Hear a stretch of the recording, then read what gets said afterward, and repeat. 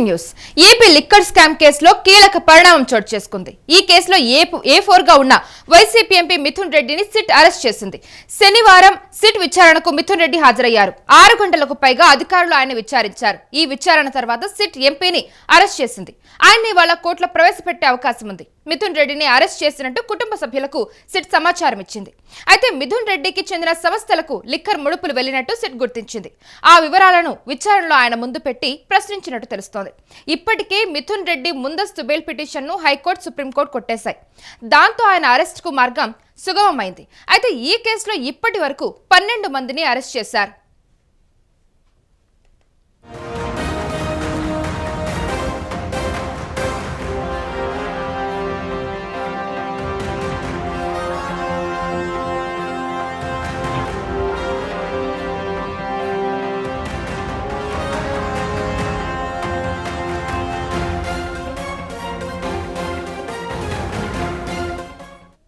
మరోవైపు ఈ కేసులో తొలి ఛార్జ్షీట్ ను సిట్ కోర్టులో దాఖలు చేసింది. ఈ ఛార్జ్షీట్ లో కీలక విషయాలను బయటపెట్టింది. అయితే మిథున్ రెడ్డి పేరును మాత్రం సిట్ ప్రస్తావించలేదు. ఏసీబీ న్యాయాధికారికి 300 పేజీల ఛార్జ్షీట్ ను సిట్ సమర్పించింది. 100కు పైగా ఫోరెన్సిక్ ల్యాబ్ నివేదికలు దానికి జత చేసింది. మొత్తం 62 కోట్లు ఫ్రీజ్ చేసినట్టు తెలిపింది. ఈ కేసులో 268 మంది సాక్షులను విచారించినట్టు సిట్ వివరించింది. 11 మంది నిందితుల స్టేట్మెంట్ నివేదికను ఛార్జ్షీట్ లో మెన్షన్ చేసింది.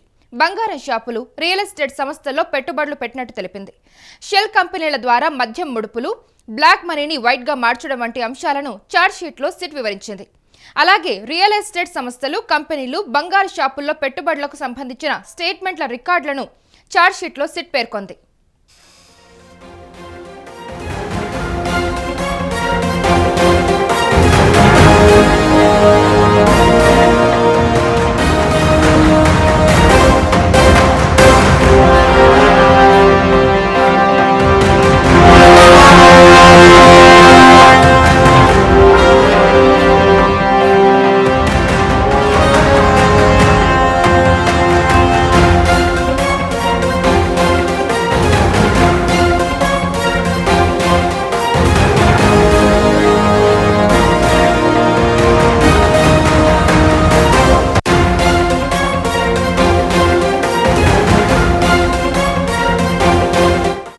ఇప్పుడు ఏపీ లిక్కర్ స్కామ్ కేసులో కీలక పరిణామం చోటు చేసుకుంది.